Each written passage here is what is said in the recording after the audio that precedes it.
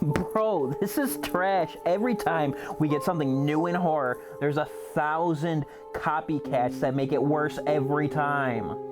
Dude, you don't even like horror. Yeah, well, when everything's a Five Nights at Freddy's ripoff or a half-baked SCP wannabe, don't come crying to me. Since when do you care about horror so much? Since today's Halloween. Cool, I guess, but I'm gonna head out. Maybe you'll find something you won't complain about. Shortly after not getting laid. Again. Freaking Halloween and horror, stupid anyway.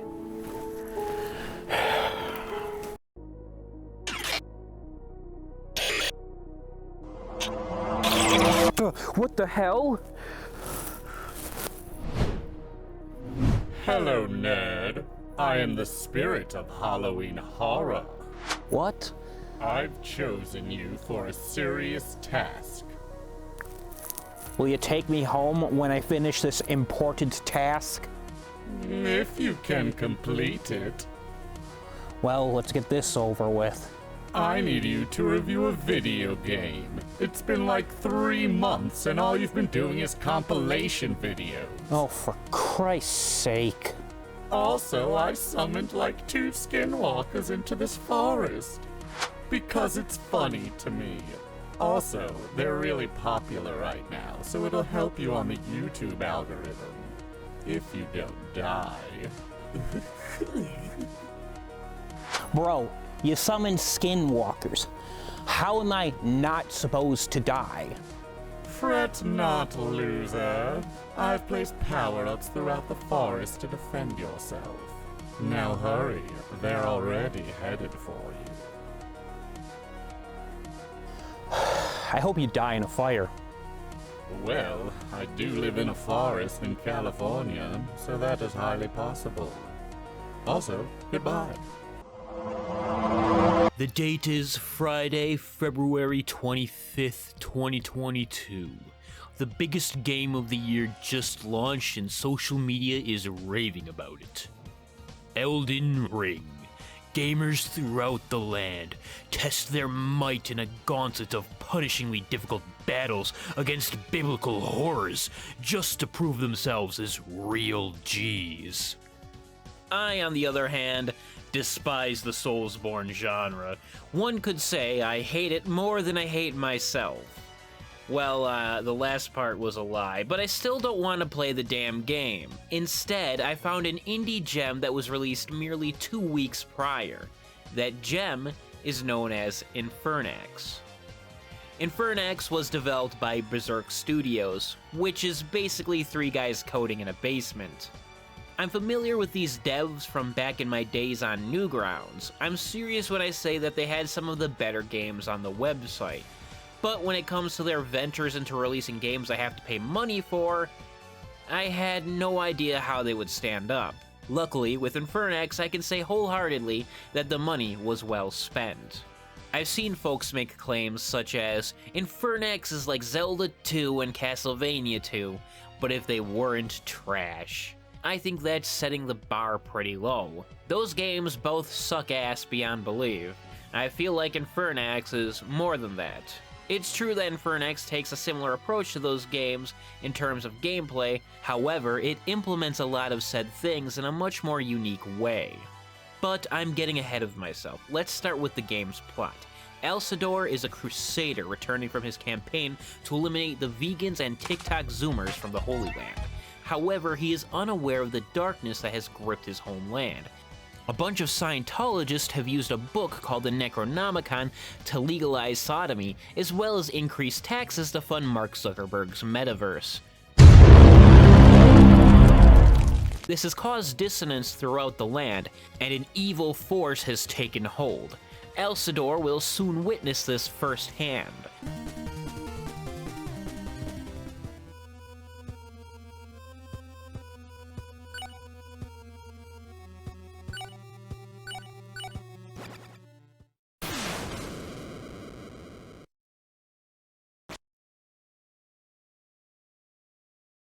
Mere moments after landfall, Alcidor finds a man pleading for his life to be ended. This is the first of many decisions Alcidor must make, to either free the land of evil or curse it further. The player's choice here will determine whether this is the first boss of the game or not. Ironically, attempting to help the man will cause him to transform into a grotesque monstrosity, known as Paimon. Yeah, you remember that dumb lolly fairy from Genshin Impact? This is her true form. After dispatching the demon, Alcidor travels 3 screens over to a town which is then immediately attacked by yet another demon. Alcidor proceeds to beat it with his thick steel ball on a stick, causing the monster to flee. After scaring away the blubbery bastard, Alcidor is approached by the head priest. The priest urges him to rest for the night and join him in hunting the demon in the morning. Alcidor does just that. The next morning, he follows the trail of purple goo left by the beast.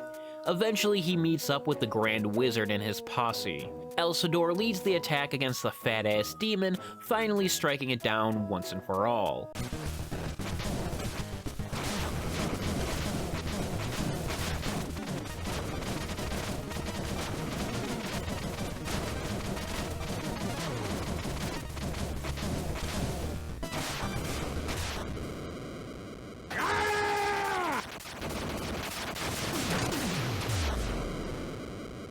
It is here where Alcidor learns what has been happening to his homeland and what he must do to save it.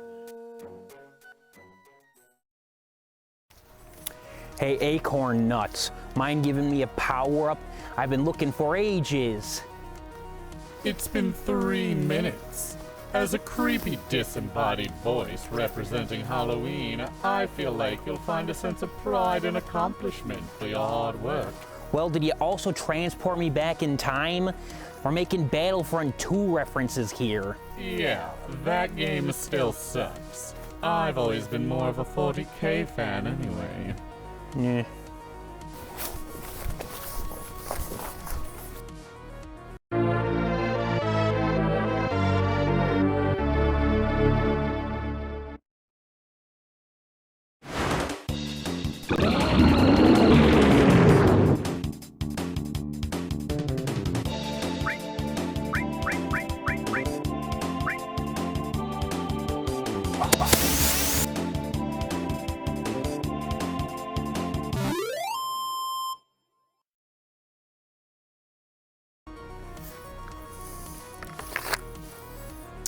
Oh, come on, bro.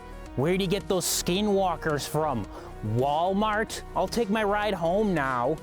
You know what? Just for that comment, I'm summoning 31 more skinwalkers. You know, you kind of suck. I know. Finish the review. Review, bitch.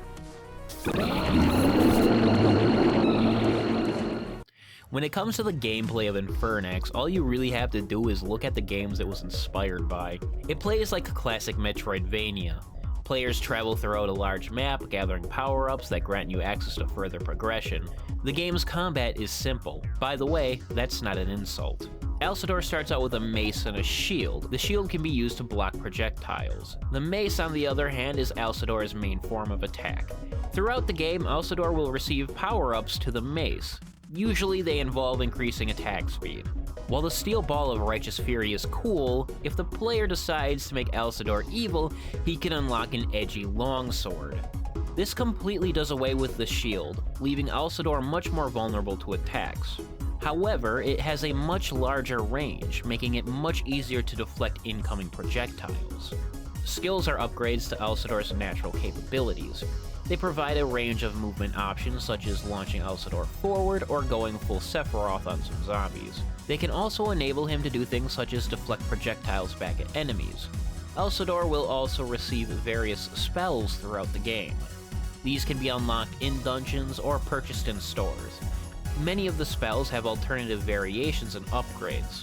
This is generally dependent on Alcidor's actions in the game. Do a good, unlock a spell that fully heals you. Do a bad, unlock an ability that drains the life from enemies around you, and so on. The core gameplay loop of Infernax is go to dungeon, get item from dungeon, kill boss, repeat. However, in between traveling from dungeon to dungeon, players will be able to complete optional side quests. Many of these are as simple as go to location, kill boss, and profit. However, there are many quests that will have you doing optional dungeons, or fleshing out a side plot or two. Furthermore, many of these quests have two options. One is usually more blatantly evil than the other. For example, in the city of Arcos, a creep asks Alcidor to destroy the dam. Doing so will flood the city, destroying lives and crippling the city's infrastructure. Whether Alcidor chooses to smash the dam is up to the player.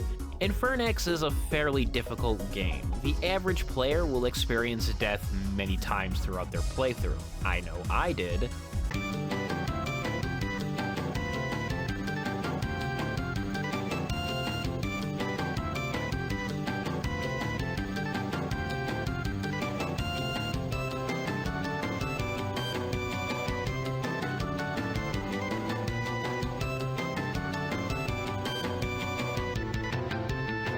However, I found the difficult to be more daunting in the beginning. Low health, minimal magic, and limited item slots mean death comes quick and swift. Since players level up and build their own stats, even an unskilled bitch like myself can turn most situations around. For instance, by simply throwing all of my EXP into attack, then health, I can become the deadliest beefcake in all the land. If the player is still struggling, they can always switch to the casual difficulty. I never felt the need nor want to switch from classic to casual, so I'd be lying if I said I even knew what the difference was. Alrighty, now let's talk about the graphics of Infernax. Obviously, since the game is a throwback to the days of NES, the devs chose to go with an 8-bit aesthetic. Of course, it's a little bit more advanced than what was available on the NES, but the game still fits the bill. I think the graphics are good. Where I really think the devs took it to the next level is the animated cutscenes. Still keeping it in line with the pixel art style, the cutscenes and cut-ins are brutal as hell and expertly crafted. The sound design for Infernax, like the graphic, fits the retro aesthetic. Honestly, the sound design and graphics mesh perfectly here. Infernax has an average playthrough of about 6.5 hours, which is admittedly quite short. But honestly, I'm fine with this. But nerd, didn't you shit on Anu for having low playtime? But this game is half as long? Yes, I did. And yes, it is. Infernax has little downtime. Gameplay comes first and comes frequently, not to mention the moral system, alternate cutscenes, and optional dungeons. There are whole quest lines and events that are cut off from the player depending on their action, further creating replay value. Not to mention the myriad of cheats built into the game that completely shift things up. All of these factors were more than enough to motivate me to see what would happen if I did decide to take out my sexual frustration on Hans. Infernax sells on Steam for $20 USD, which I believe is a fair asking price, especially if you plan on committing to multiple playthroughs. If you're cheap or you only plan on doing a single playthrough, you might find better value in waiting for a sale. Still, I highly recommend playing this game. If you're interested in giving the game a try, I'll have a link located in the description below the video. Okay, Spirit of Halloween Horror, I finished the review. You gonna send me home soon? Spirit of Halloween Horror? Oh, fuck me running.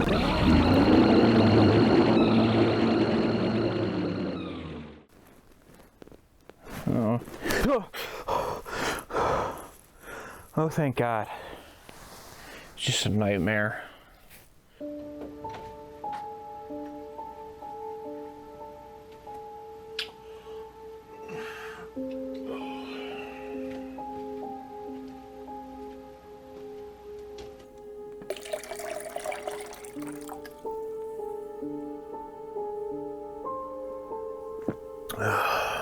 Even my dreams lack originality.